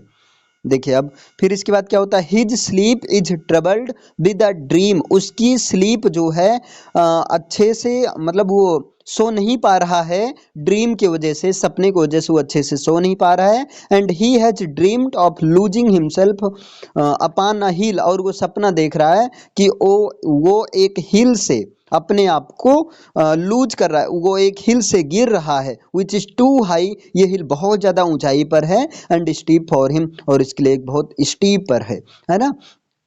फिर he was standing on a place, अब यहाँ पर वो एक ऐसे प्लेस पर खड़ा हुआ था where many highways are crossing, जहाँ पर कई सारे हाईवेज जो हैं क्रॉस कर रहे हैं, कई सारे हाईवेज क्रॉस हो रहे हैं। द पोएट इज स्टेटिंग, पोएट ये बता रहा है that man is living in the city, कि इंसान जो कि शहर में रह रहे हैं, फ्रॉम वेयर वहाँ से, ही सीज द सिटी वो शहर को देखा, वहाँ वहाँ से वो शहर को देखता है, which is cold and dim, और उसको मतलब इसके लिए पोएट के लिए ये शहर बिल्कुल कोल्ड और डिम सा दिखाई देता है, वेयर ह्यूमंस आर डल, जहाँ पर ह्यूमंस पूरी तरह से डल हो गए हैं।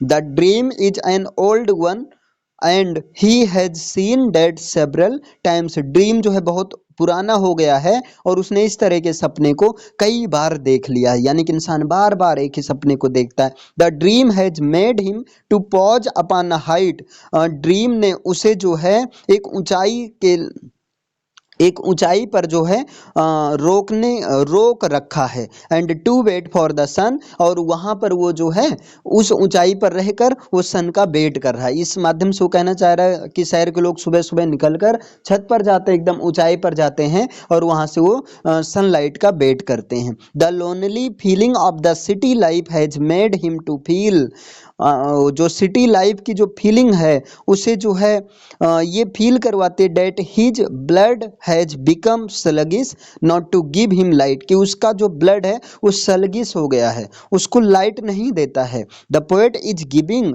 The description of the city, poet यहाँ पर वो शहर के सिटी के डिस्क्रिप्शन को दे रहा है, विच इज सिक, जो कि एक सिक हो गया है, सिक विद द स्लम्स, ये शहर जो कि स्लम्स गंदी बस्तियों से एक तरह से गंदा हो गया है, and deprived of the seasons, और सीजन्स का डिप्राइव है। It is blessed with the rains and hawkers beggars and the iron lunged processions are led by the frantic drums. The city is filled with millions of purgatory lanes. यहाँ करें the city is field with millions of purgatory lens, city जो है गलियों से भरा हुआ है ना, सिटी जो है गलियों से भरा हुआ है, और the lanes which are meant for the redemption of the people, अथवा ये जो लेन्स हैं ये लोगों की रिडेम्पशंस के लिए जिम्मेदार हैं, एंड ये जो गलियां हैं है ना। The poet is criticising the lanes of the religious places, और ये पोएट जो है वहाँ पर जो डिफरेंट रिलीजियस के लोग हैं है ना, सब अपना अपना कर रहे हैं, इन सब का क्रिटिसाइज कर रहे हैं। Where the masses are moving with many tongue and the wages of those people are in words and small materials to eat. Next है the person who is residing in the city moved away and turned his view and looked towards the morning breeze which has not shared any secrets to his ears. He moved from the busy world, and in the middle of the journey he encountered people of the straw, or people who work on fields and goes on the way they please. He returns to his dream and thinks that everything is the same.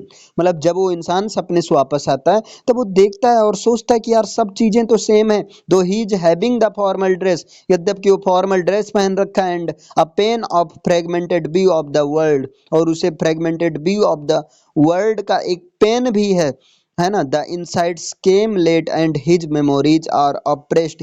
He considers his will is like the morning dew, and view of the garden on the hill is cool, and bushes are cut like birds. वो देखता है कि शहर में किस तरह से जो झाड़ियाँ वगैरह हैं इनको एक बर्ड्स की तरह काटी जा रही।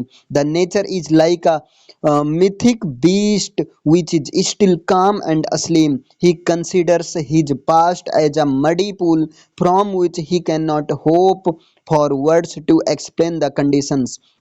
वो अपने पास्ट को इस तरह से कंडीशंस करता है, अपने पास्ट को वो एक मडी पूल की तरह कंसीडर करता है, जिससे वो जो है होप नहीं कर सकता, किसी कंडीशन को एक्सप्लेन करने के लिए वर्ड्स में वो होप नहीं कर सकता। The poet concludes the poem by saying that the city where fame is cheap. देखिए पोएट जो है इस पोएम को कंक्लूड करता है ये कहते हुए कि सिटी जहाँ पर वेयर फेम इज चीप, जहाँ की फेम भी वो चीप है, अवेक्स है ना, he is like an active fool in it, awake होता है और वो जो है वहां पर एक एक्टिव फूल की तरह है ना, मतलब सिटी में रहने वाले लोग को ये एक एक्टिव फूल की तरह कंसीडर करता है।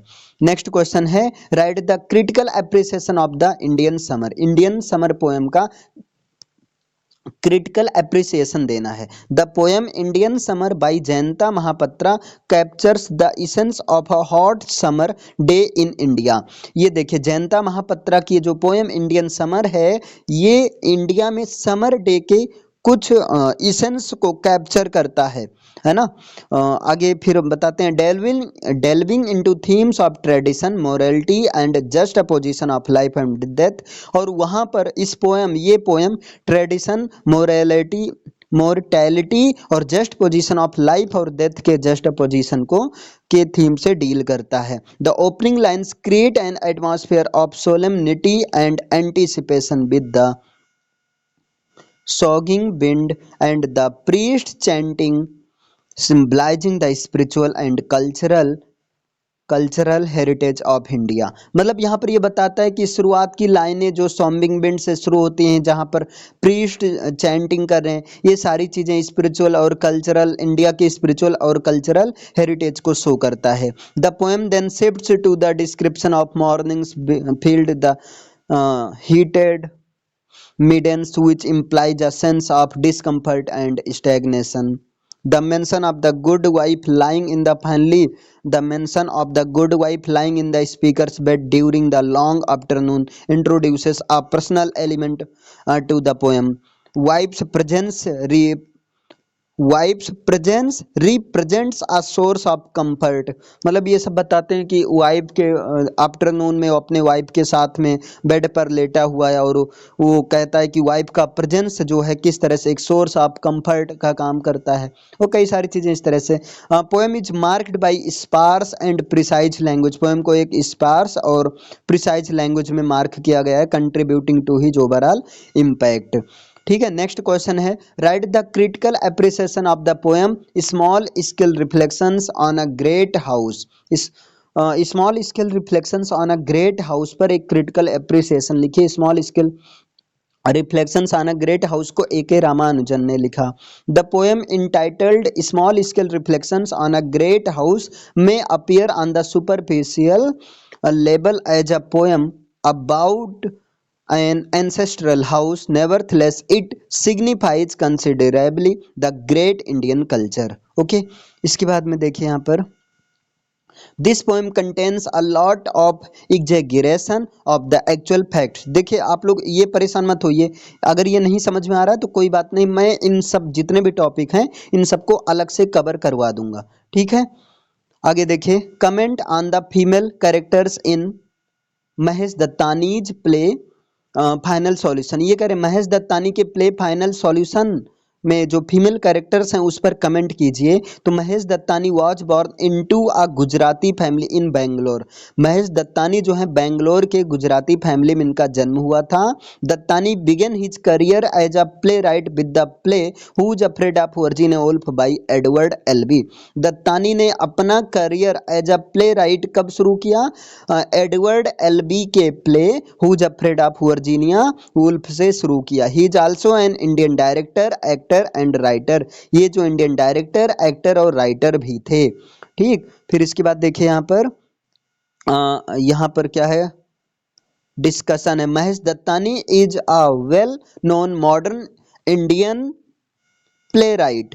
ठीक, देखिए महेश दत्तानी एक जो well known modern Indian play right हैं। इन्होंने फाइनल सॉल्यूशन लिखा, बहुत अच्छा वर्क है इनका। ठीक है, और देखिए इनको अवार्ड भी मिला इसके लिए।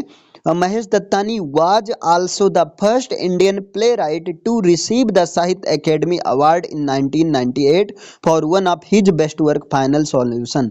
देखिए महेश दत्तानी को इनके बेस्ट वर्क है ना फाइनल सॉल्यूशन के लिए 1998 में 1998 ईस्वी में साहित्य अकेडमी अवार्ड मिला। और इंडियन प्ले राइट में साहित्य अकेडमी अवार्ड पाने वाले में से ये पहले प्ले राइट हैं महेश दत्तानी।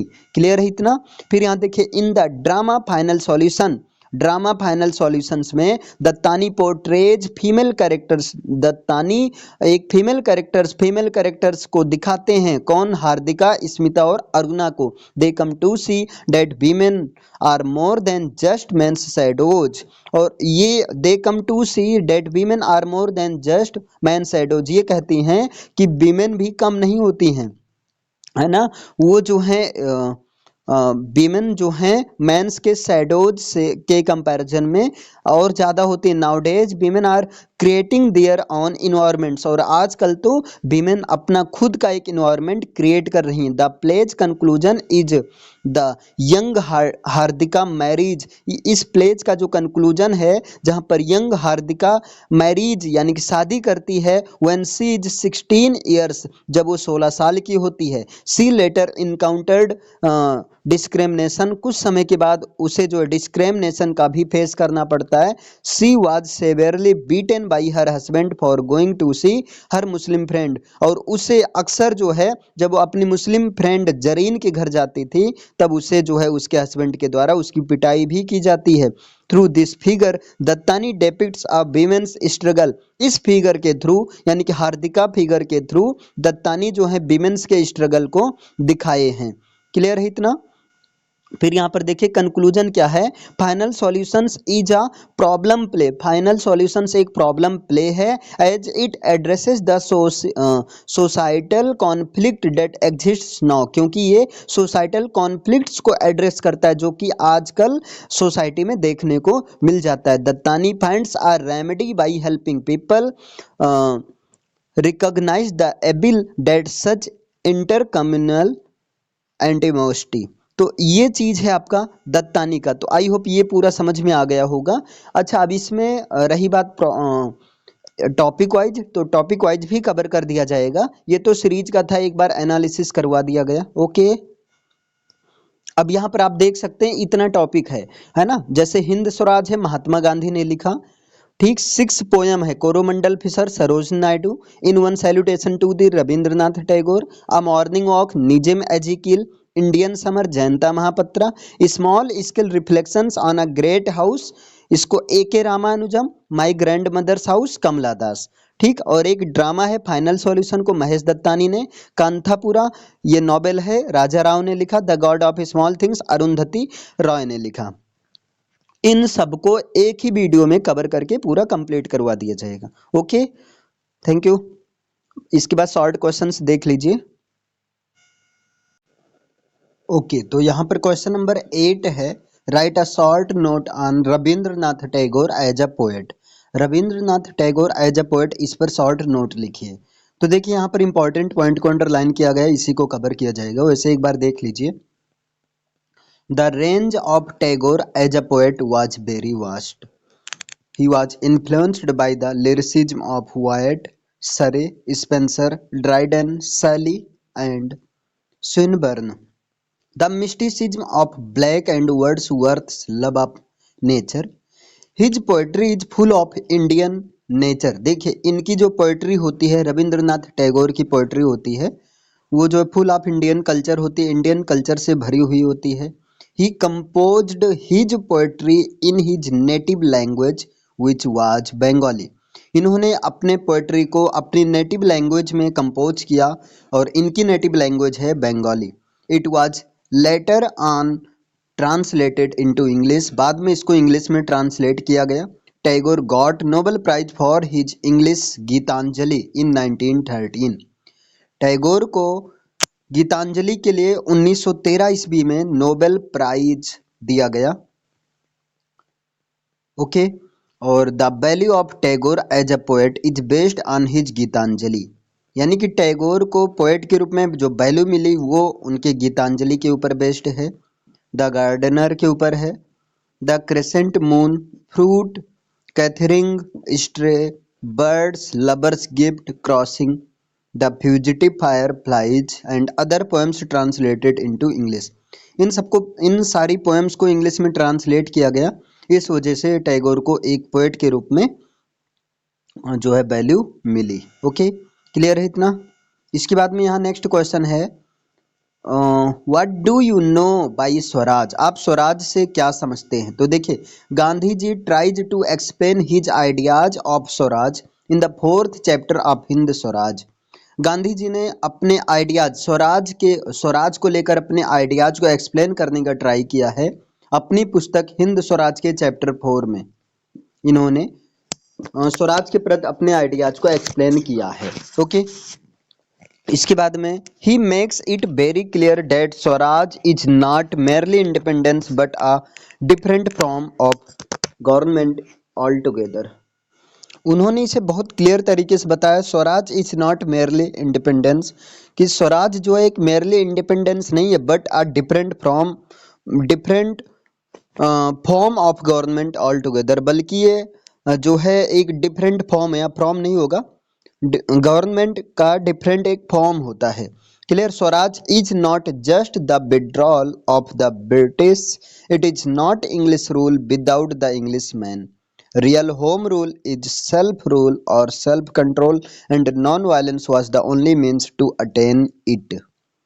नेक्स्ट क्वेश्चन है, what are the views of Gandhi ji on civilization, civilization पर गांधी जी का क्या व्यूज है? He said that just well being is not a mark of civilisation, उन्होंने कहा कि ये जो है वेल बीइंग होना ये सिविलाइजेशन का मार्क नहीं है ना। Modern civilisation is not just purely material, modern civilisation एक का मतलब प्योरली मटेरियल से नहीं लिया जाता है, it is also immoral and irreligious, मतलब ये मॉडर्न सिविलाइजेशन भी ये भी इमोरल हो सकता है या इररिलीजियस भी है ना। आगे देखिए, how can India become free, India को कैसे फ्री किया जा सकता है? It is important to free our self, इसके लिए जरूरी है कि हम अपने आप को फ्री करें। He proposes the idea of he proposes the idea of Indianizing the British instead of Europeanized। देखिए, इन्होंने जो है एक इंडियनाइजिंग के आइडियाज को प्रपोज किया रेदर देन यूरोपियन के आइडियाज को। Okay, if the violence is use to free the nation, अगर वायलेंस का यूज करके नेशन को फ्री किया जाता है, our holy land will become unholy, तो हमारी जो पवित्र धरती है ये अपवित्र हो जाएगी। So non violence is the best method to make India free, इसलिए नॉन वायलेंस ही बेस्ट मेथड है जिसकी हेल्प से इंडिया को फ्री किया जा सकता है। We should have passive resistance, और हमें जो है पैसिव रेजिस्टेंस को फॉलो करना चाहिए, like a method of securing rights by personal suffering, not the weapon of weak, but actually it requires more courage than the use of brute force। Next question है, what was the views of Gandhi ji on English education, English education पर गांधी जी का क्या views है? He says English must be link language, ये कहते हैं, गांधी जी कहते हैं कि हाँ इंग्लिश एक लिंक लैंग्वेज हो सकती है, इंग्लिश को लिंक लैंग्वेज होना भी चाहिए विद इंग्लिश, इंग्लिश की हेल्प से we must know our native language, लेकिन इसके साथ में इंग्लिश के साथ ही साथ हमें जो है अपनी नेटिव लैंग्वेज भी आनी चाहिए। ही सेज, वो कहते हैं that English education is responsible for enslaving the nation, कि इंग्लिश एजुकेशन जो है वो नेशन को इनस्लैब करने के रिस्पॉन्सिबल भी हैं, इनस्लैब करने के जिम्मेदार भी हैं। It was a system devised by Lord Macaulay, एक सिस्टम है जिसको लॉर्ड मैकॉले ने शुरू किया, यानी कि इंडिया में इंग्लिश एजुकेशन का सिस्टम लॉर्ड मैकाले ने शुरू किया, and his successors to produce a class of persons India in blood and colour but the English in taste in opinions in morals and intellect. Important English books must be translated into native languages, ये कह रहे हैं important English की किताब को native language में translate किया जाना चाहिए। Religious education must be given priority, और रिलीजियस एजुकेशन को जो है जरूर प्रायोरिटी देना चाहिए, रिलीजियस एजुकेशन को भी प्रायोरिटी देनी चाहिए। नेक्स्ट क्वेश्चन है what is the message conveyed from the poem Coromandel fishers. Coromandel fishers जिसको लिखा है सरोजिनी नायडू ने, ये कौन सा मैसेज कन्वे करता है? तो देखिए, the poem Coromandel fishers is about the fisherman. ये जो पोएम कोरोमंडल फिशर्स है, ये फिशरमैन के बारे में कहानी है। Yet it metaphorically reflect the poets desire for free India. यद्यपि ये जो है पोएट्स के डिजायर को रिफ्लेक्ट करता है कि जहां पर पोएट्स का डिजायर इंडिया को फ्री करना, and thus she encourage the people of the nation to hasten their struggle. Next question है what is the main message of the poem in one salutation to the Geetanjali.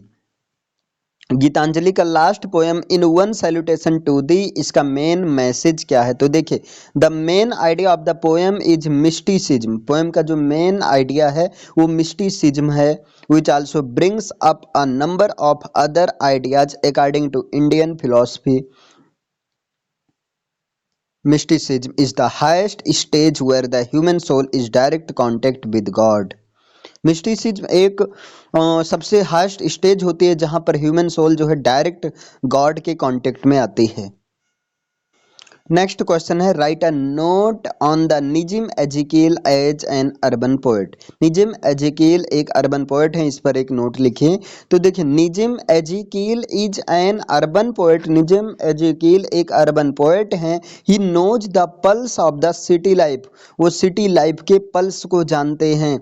And has dealt with the different dimensions of life. और life के different dimensions से भी deal करते हैं इन the city. City में जो है, सिटी के लाइफ से डिफरेंट डायमेंशन से डील करते हैं इन हिज पोएट्री, अपने पोएट्री में।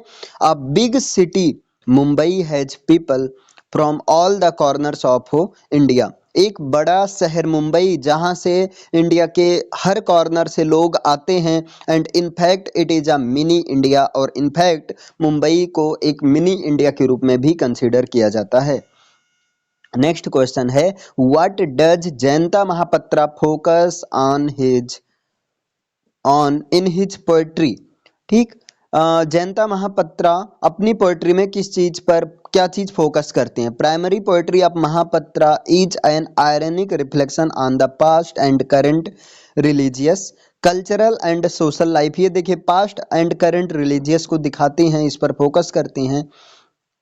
कल्चरल और सोशल लाइफ की बात करते हैं। The poets attempt to extract meaning from his emotional and intellectual existence is often shown in Oriya culture.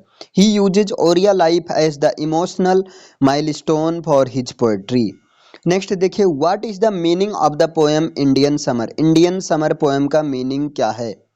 Clear? तो यहाँ पर देखिए, एक मिनट। इंडियन समर जो पोएम का मीनिंग है वो क्या है? The poem entitled Indian summer, poem जिसका नाम है इंडियन समर, इलस्ट्रेट्स, ये इलस्ट्रेट्स द फैक्ट, ये इस फैक्ट को इलस्ट्रेट करता है that Mahapatra's vision is basically tragic, कि महापत्रा का जो विजन है बेसिकली ट्रेजिक है। एंड हिज पैसिमिज्म, और इनका जो पैसिमिज्म है और जो सोम्बर आउटलुक है, may be accounted for his कीन sense of the suffering of Indian masses. और ये चीज है कि इंडियंस के एक सफरिंग्स को दिखाता है ना, इंडियंस के एक सफरिंग को दिखाता है। His dominant concern is the vision of grief, loss, dejection and rejection. Okay, comment on the poem Indian summer by Jayanta Mahapatra. Jayanta Mahapatra की पोएम इंडियन समर पर कमेंट कीजिए। Indian summer is not in reality a summer poem exactly, but something more added to privately and personally. देखिए, Indian summer जो है ये actual में, जैसे नाम से क्लियर, ये समर के बारे में बताता है, लेकिन एक्चुअल में इस पोएम के थ्रू एक प्राइवेटली या पर्सनली बातों को ऐड किया गया है। He is not concerned with summer, मतलब वो जो है समर से कॉन्सर्न नहीं है, बट हिज प्राइवेट रिफ्लेक्शन, लेकिन इनकी प्राइवेट रिफ्लेक्शन एक पर्सनल ओपिनियंस हैं विच ही डज सो ऑफन, जो कि अक्सर वो करते। The poem is remarkable for the clear and exact imagery. Poem जो है एक जो है ये क्लियर और एग्जैक्ट इमेजरी के लिए भी रिमार्केबल है ना। Although the poem describes a typical Indian summer, यद्यपि ये जो पोएम है एक टिपिकल इंडियन समर्स को डिस्क्राइब करती है, many critics have commented that the poem is a veiled commentary on the suffering women. Okay, next question है what are the metaphorical implications of the great house? In a wider context, the great house becomes a metaphor of India as a nation where nothing goes out. Once it enters the house, it mingles with the old things. Whatever Western or new ideas mix up in our culture adopts that and it becomes part of the culture. Clear. Next यहाँ देखिए question है 21, why the air frozen in her grand mother's house? उसके grand mother's के house में जो air frozen हो गई तो वो क्यों हो गई? द हाउस वाज क्लोज्ड, वो घर क्लोज था, बंद था, सिंस ग्रैंड मदर डिमाइज, जब से ग्रैंड मदर्स के डिमाइज हुआ। As a result no ventilation took place, और रिजल्ट में कोई वहाँ वेंटिलेशन नहीं हुआ। Therefore the air in the grand mother's house is frozen, इसलिए एयर ग्रैंड मदर्स के हाउस में जम गई। Clear. What is the central theme of the poem my grand mother house? है ना, my grand mother house poem का central theme क्या है? Quest for love, or rather the failure to find emotional fulfillment through love is the central theme of Das poetry. Moreover, her poetry is based on personal experiences. Comment on the female characters of the play Final Solution. Final Solution के female characters पर comment कीजिए। In Final Solutions, Dattani represents the female characters like Hardika, Smita, and Aruna. They make realization that women are not a shadow of male. Today, woman is making her spaces. She has a better understanding of realization of identity both inside and outside the family. She retains the power to change the conventional thinking and to make better realization of her hidden potentials. देखिए यहाँ final solutions में दत्तानी जो है female characters को represent करते हैं, जैसे हार्दिका को, अरुणा को और स्मिता को। दे मेक रियलाइजेशन, और ये रियलाइजेशन कराते हैं that women are not a shadow of male, की वीमेन जो हैं वो मेल की शैडो नहीं है। Today women is making her spaces, आज वुमेन भी अपना स्पेस, अपनी जगह बना रही हैं। She has a better understanding of realisation of identity both inside and outside the family. आज जो है वीमेन के भी पास फैमिली के इनसाइड की तरफ या आउटसाइड दोनों तरफ एक अपनी आइडेंटिटी को रियलाइजेशन करने की उसको बेटर अंडरस्टैंडिंग की कैपेसिटी है उनके अंदर भी। She retains the power to change the conventional thinking and to make better realization of her hidden potentials. Next question है discuss Kanthapura as an Gandhian novel. Discuss करो कि कांथापुरा जो नॉवेल है एक गांधीयन नॉवेल है। ठीक, तो देखिए Kanthapura is an excerpt from Raja Rao novel. Kanthapura novel है ये राजा राव के नॉवेल से ही लिया गया है। अपियर्ड इन 1938, और ये अपियर होता है 1938 में। The novel is about the days, ये नॉवेल उन दिनों की कहानी बताता है when were struggling for independence under Mahatma Gandhi, जब महात्मा गांधी के अंडर में इंडिपेंडेंस के लिए लोग स्ट्रगल कर रहे थे। The novel describes the events, novel उस इवेंट्स को डिस्क्राइब करता है that take place in the Kanthapura under the impact of Gandhi's non-violence and non-cooperation movement in the 1930s, है ना। ये उस चीज को बताता है, उस इवेंट्स के बारे में बताता है जो कि कांथापुरा में हैपन होता है। गांधी जी के नॉन वायलेंस और गांधी जी के नॉन कोऑपरेशन मूवमेंट 1930 में, गांधी जी के नॉन वायलेंस और नॉन कोऑपरेशन मूवमेंट के प्रभाव में से प्रभावित होकर जो कि कांथापुरा गांव में ये इवेंट्स होती हैं। क्लियर है। Kanthapura is a special novel for young generation of the 21st century. Kanthapura novel जो है ये 21st सेंचुरी की यंग जनरेशन के लिए एक स्पेशल नॉवेल है। In more than one sense, एक से अधिक सेंस में, it takes us back to the times when India as a nation, ये हमें उस समय ले चलता है when India as a nation was fighting for independence, जब इंडिया जो है इंडिपेंडेंस के लिए फाइट कर रहा था, उस समय की कहानी बताता है। The novel narrates the long battle, novel एक लंबी कहानी के बारे में बताता है। And how it was fought by the masses, और इस बारे में बताता है किस तरह से इसको एक मेजॉरिटी में लोग इसके लिए संघर्ष के, स्ट्रगल के। Gandhi is a metaphorical presence in Kanthapura, Gandhi ji जो है एक मेटाफोरिकल रूप से कांथापुरा में प्रेजेंट हैं। एन अब्सेंट हीरो, एक एब्सेंट हीरो के रूप में। इट वाज गांधीज ग्रेटनेस, ये गांधी जी का ही ग्रेटनेस था। That he produced thousands of little Gandhi, कि उन्होंने हजारों गांधी को पैदा किया थ्रू आउट द कंट्री, पूरे देश में। Murthy was one of them, Murthy उनमें से एक है। Murthy a young student of Kanthapura is the central figure of the novel, Murthy जो है कांथापुरा का एक यंग स्टूडेंट है, ये नॉवेल का सेंट्रल फिगर है। मतलब नॉवेल कांथापुरा का सेंट्रल फिगर क्या है, तो कौन है, तो वो है मूर्ति है। क्लियर है।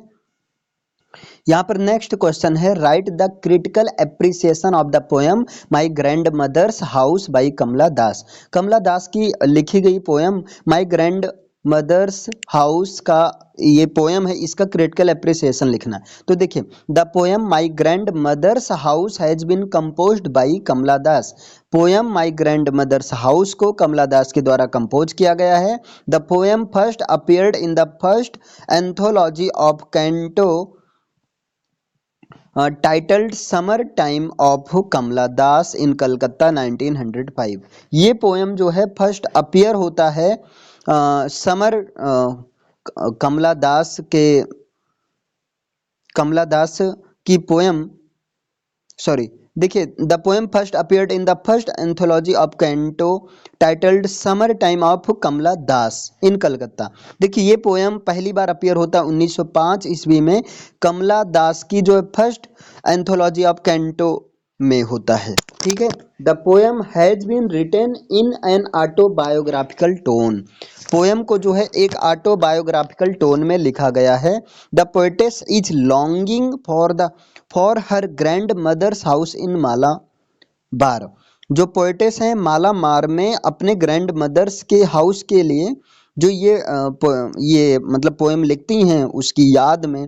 She is reminded of the familial house where she has received immense love affection from her grandmother, मतलब वो ऐसे घर की याद करते हैं, अपने दादी के घर की याद करती हैं जहाँ पर उसे जो है अपनी दादी माँ से बहुत प्यार और अफेक्शन मिला, प्यार स्नेह मिला था।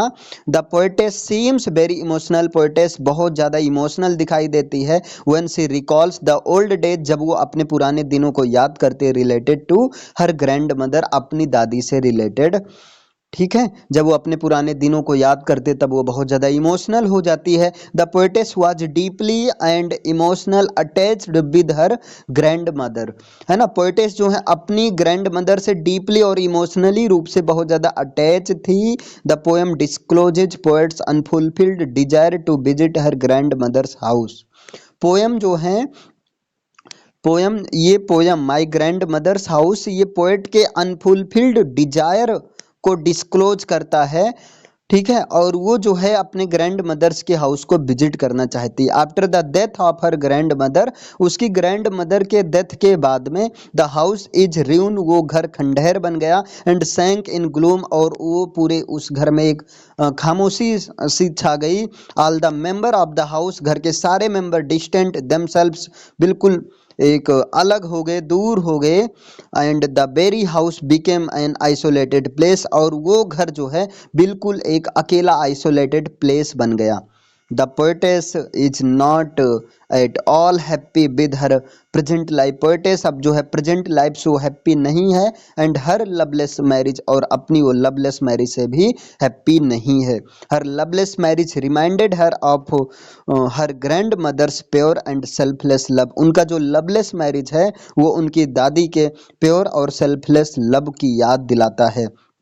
She wanted to make her husband understand, वो जो है अपने हस्बैंड को समझाना चाहती है and know about the prosperous and happy past, और जो है अपने प्रॉस्परस और हैप्पी पास्ट के बारे में वो जानती है। ठीक है। She was longing a small amount of love so that she can lead a happy life. ठीक, वो जो है एक स्मॉल अमाउंट ऑफ लव की डिमांड करती थी जिससे वो एक हैप्पी लाइफ जो है लीड कर सके, जी सके। She has openly expressed her grief, वो जो है ओपनली अपने ग्रीफ को, अपने दुख दर्द को एक्सप्रेस करती है इस पोएम के through. And sincere confession of the poetess makes the poem more unique, और इसे जो है पोएम बहुत ज़्यादा यूनिक हो जाता है। The image of her grand mother's house has stuck in her mound, in her mind, sorry in her mind, मतलब उसके ग्रैंड मदर के घर का जो इमेज है उसके माइंड में बसा है, उसके माइंड में बस गया है अच्छे से। ओके।